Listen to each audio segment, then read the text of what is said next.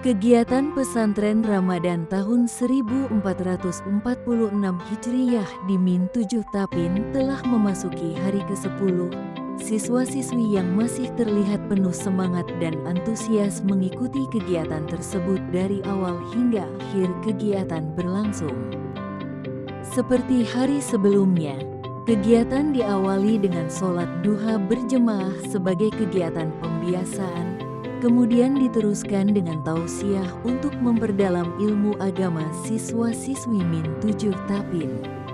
Imam dan tausiah pada hari Rabu tanggal 19 Maret tahun 2025 dipimpin oleh Ustadz Muhammad Iqbal, SPD.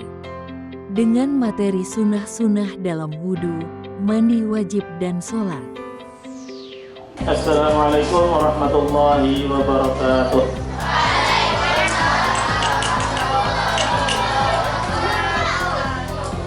Alhamdulillahirabbil alamin.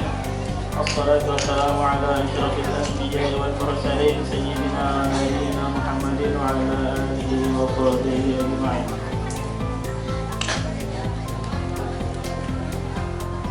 Qala Allah ta'ala fil Qur'anil Karim.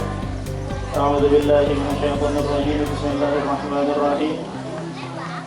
Qul in kuntum tuhibbunallaha fattabi'uni yuhibbukumullah wa yaghfir lakum dzunubakum wallahu ghafurur rahim. Wa qala an-nabiy sallallahu alaihi wasallam, man ahya sunnati faqad ahabbani wa man ahabbani kana ma'i fil jannah. Shadaqallahul azim, shadaqallahu rasuluhul karim, wa nahnu ala dzalika minasy syahidin, amma ba'd. Alhamdulillahirabbil alamin, kita hari ini memasuki puasa yang ke-19. Sudah lebih dari setengah bulan kita berpuasa. Sudah lebih dari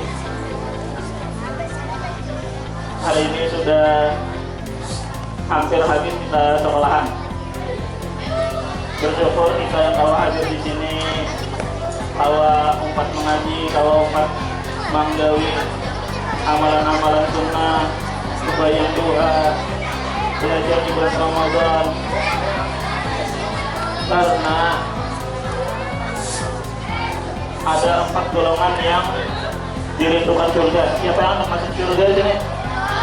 Nah, bila hendak masuk surga, maka ada 4 golongan yang dirindukan surga. Bila sudah dirindukan surga, maka insya Allah akan masuk surga. Yang pertama, golongan yang pertama adalah ta'lil Quran atau membaca Al-Quran. Kita habis membayang duha membaca Al-Quran, sudah masuk di golongan yang pertama. Terus golongan yang kedua adalah hifdzul lisan, yaitu orang yang menjaga lisan dari ucapan-ucapan yang kotor. Bila hendak jadi orang yang dirindukan surga, maka hendaknya ia menjaga lisan dari ucapan-ucapan yang kotor. Bisa bila ditulis yang pertama tadi membaca Al-Quran. 4 golongan yang dirindukan surga. Yang pertama, membaca Al-Quran atau gemar mengaji. Yang kedua, orang yang menjaga lisannya dari ucapan-ucapan yang kotor. Yang ketiga, memberi makan orang yang kelaparan. Karena bukan yang belum ada yang berduit alias masih duit-duitan, maka golongan yang ketiga masih ngalih digawi. Kecuali bukan dia lain apa sudah Tuhan membukakan orang puasa salah satunya, atau memberi makan kepada orang di jalan yang kelihatan kelaparan. Terus yang keempat, golongan yang keempat itu kita gawi pada saat hari ini, yaitu puasa pada bulan Ramadan. Golongan keempat yaitu orang yang berpuasa pada bulan Ramadan. Buat yang sudah mulai puasa, apalagi kelas 6, sudah ada sebagian yang balik atau haid dinginnya, maka diwajibkan untuk berpuasa pada bulan Ramadan. Mudah-mudahan kita semua yang ada di sini masuk di antara golongan-golongan orang yang dirindukan oleh surga. Amin, amin ya rabbal alamin.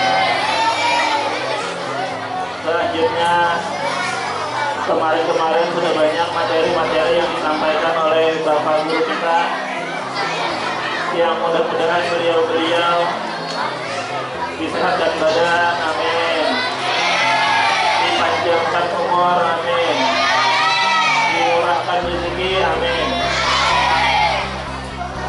dan terus mengajari kita hal-hal yang kita belum tahu, amin ya rabbal alamin. Semalam materinya sudah tentang wudhu, sudah tentang sholat, sudah tentang adab pada guru, sudah yang terakhir semalam tentang mandi wajib, sudah rukun-rukunnya sudah disebutkan semuanya. Mandi wajib ada 2, wudhu ada 6, sholat ada 13. Jadi Bapak hanya menambahkan sedikit tentang sunnah-sunnahnya, karena seperti yang Bapak bacakan tadi, man ahya sunnati faqad ahabbani wa man ahabbani kana ma'i fil jannah. Ya Nabi Muhammad, barang siapa orang yang menghidupkan sunnahku, menghidupkan di sini artinya menggawi sunnah-sunnah Nabi, maka dia mencintaiku dan Nabi. Dan siapa yang mencintaiku, maka akan bersamaku di surga. Jadi orang-orang yang menggawi sunnah, maka dia akan bersama Nabi di surga kelak. Sunnah-sunnah wudhu yang pertama, mungkin sebagian sudah tahu sebagian dan menganggap bahwa itu hal yang wajib pada Bapak. Menganggap sunnah itu adalah yang rukun, itu pada Bapak sah saja, wudhunya sah saja, sholatnya sah saja. Asal jangan menganggap rukun itu sebagai sunnah. Bila rukun yang 6 itu sampai sunnah atau dianggap sunnah, maka wudhunya pada sah. Yang niat membasuh muka itu rukun-rukun. Bila rukun itu dianggap sunnah, maka sah wudhunya. Jadi sunnah yang pertama adalah mengucapkan basmalah. Bismillah, Bismillahirrahmanirrahim. Basuh kedua tangan, basuh tangan di sela-selai supaya basah kedua tangan, supaya nyaman kayak napas berwudu. Yang sela-selanya itu sudah dibasahi, jadi nyaman baju mengalir ke sana. Habis membasuh tangan, berkumur-kumur sekaligus memasukkan sedikit air ke dalam hidung. Itu sunnah dalam wudhu. Terus yang selanjutnya, menyapu sebagian kepala sampai ke pangkal-pangkalnya. Jangan rambutnya aja, dirasakan sampai terasa basah di pangkal kepala atau di kulit kepala, merasa basahnya. Bila sudah itu, dia masuk ke rukunnya, yaitu berniat di dalam hati. Saat membasuh wajah, niat diletakkan saat hendak melakukan rukun yang pertama, rukun yang pertama. Sama kayak itu juga sunnah-sunnah dalam sholat. Misalnya dia terbiasa membaca doa iftitah sudah takbiratul ihram, Allahu Akbar, Allahu Akbar kabira walhamdulillahi katsira, itu sunnah. Tapi bila dia baca terus itu bagus, karena bila menghidupkan sunnah tadi maka akan bersama Nabi di surga. Setelah baik kita membaca Al-Fatihah itu rukun.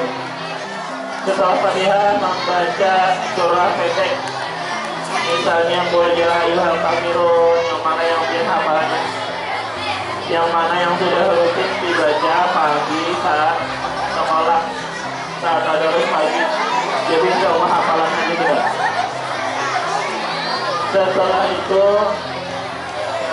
kerukunya rukun, bacaannya sunnah. Iktidanya rukun, bacaannya sunnah. Sami Allahu liman hamidah, Rabbana walakal hamd. Biasanya sunnah, tapi dibaca terus.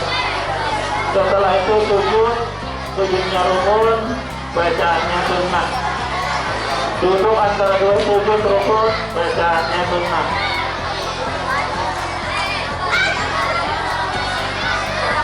Lanjut rukun lagi dan berdiri. Di tengah-tengah antara rukun tele, maka ada sunnah-sunnah, yaitu bacaan-bacaannya. Bacaan ruku, bacaan sujud, bacaan iktidal, bacaan duduk yang kedua sujud, terus salam yang terakhir yang ke kiri, itu semuanya sunnah. Dan sunnahnya bagus digawi. Selanjutnya sunnah dalam sholat sunnah dalam mandi wajib. Rukun mandi wajib semalam ada dua, yaitu niat dan merasakan air ke seluruh badan. Jadi seluruh badan harus kena banyu, harus basah. Seluruh badan yang nampak. Jadi yang ada nampak ada perlu. Misalnya dalam karungkungan ada nampak ada perlu dibasahi. Atau di dalam lubang hidung yang dalam ada nampak oleh mata nampak ada wajib dibasahi. Atau di dalam telinga pada perlu dimasukkan sebanyak-banyaknya supaya wajah ke dalam pada perlu. Karena yang wajib hanya yang tampak oleh mata, yang kelihatan.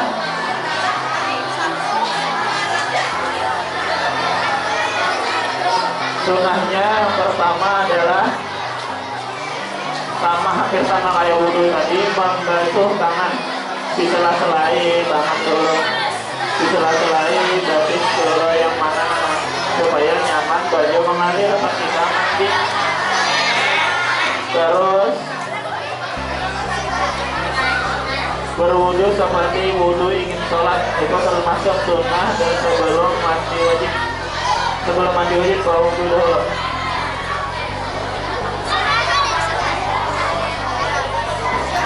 Sunnahnya lagi adalah mendahulukan bagian sebelah kanan.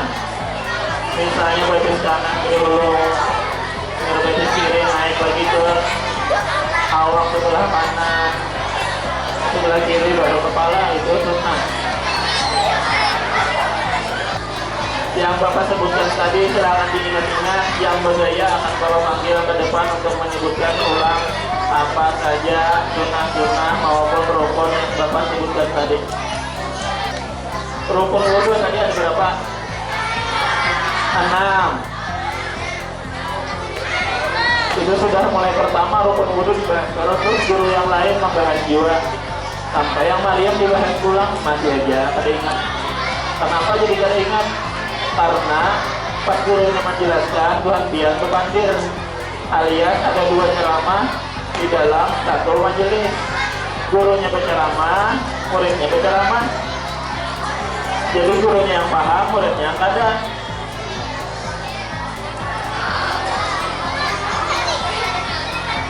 Sembahyang ada 13 rukunnya, tidak ada 3, kada sah sembahyangnya. Karena ibu ditanggung pulang ada berapa rukun sembahyang? Kada tahu pula. Kenapa jadi kada tahu? Karena tadi masih kepandir. Disambut masih kepandir nih, masih ada yang kepandir. Nyaring pada bagulan yang di belakang, nyaring pada bagulan yang di muka. Kamu berpandir selorangan masih mending. Ini berpandir kawan tiga jadinya kada fokus mendengarkan. Gara-gara siapa? Gara-gara bian yang berpandir, gara-gara bian yang bergaya. Padahal kawan akan mendengarkan, cuma karena suara guru kalah lawan suara pian yang dijabaringannya, maka kasihannya kada masuk juga materi yang diberikan oleh guru yang di muka. Apa hukumnya? Itu hukumnya zalim. Zalim lawan siapa? Zalim lawan kawan. Kawan jadi kada paham apa-apa gara-gara salam buat Tia.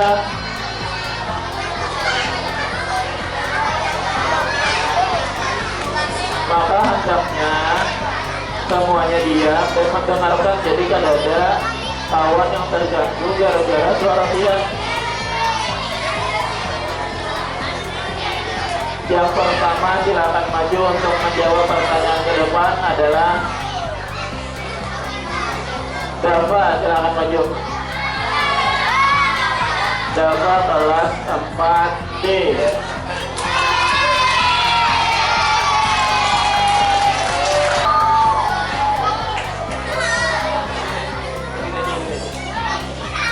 Sebutkan 6 rukun wudhu.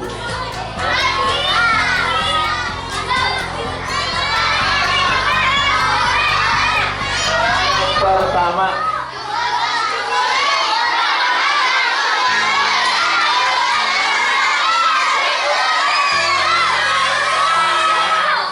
siapa? Rukun wudhu yang pertama adalah zuhur. Zuhur apa salah?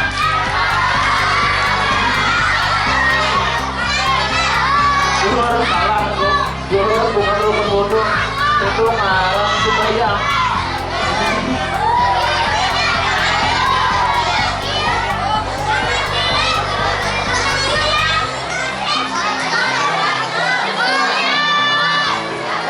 Berapa menit saya coba lihat maju.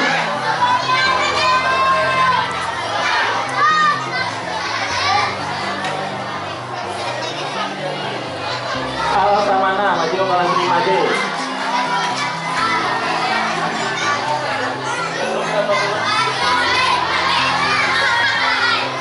Silakan bantu Dava untuk menjawab 6 rukun wudhu.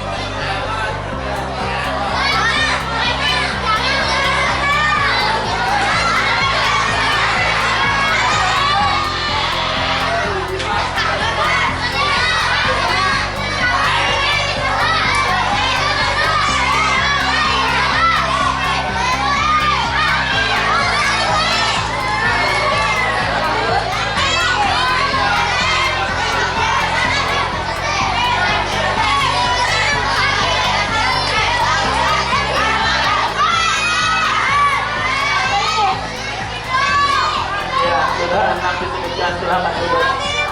Dava menyebutkan 6 sudah? Belum? Belum ingat? Ya duduk ya.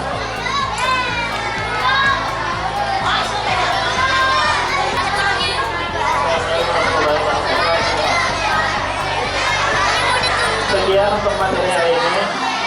Salam, mohon maaf. Wabillahi taufiq wal hidayah. Wassalamualaikum warahmatullahi wabarakatuh.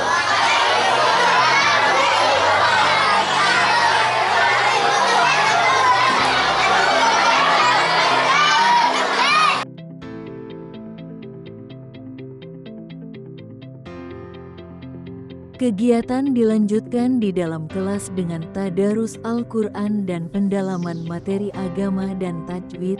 Kegiatan hari ini merupakan kegiatan pesantren Ramadan di dalam kelas yang terakhir dan ditutup dengan doa akhir belajar.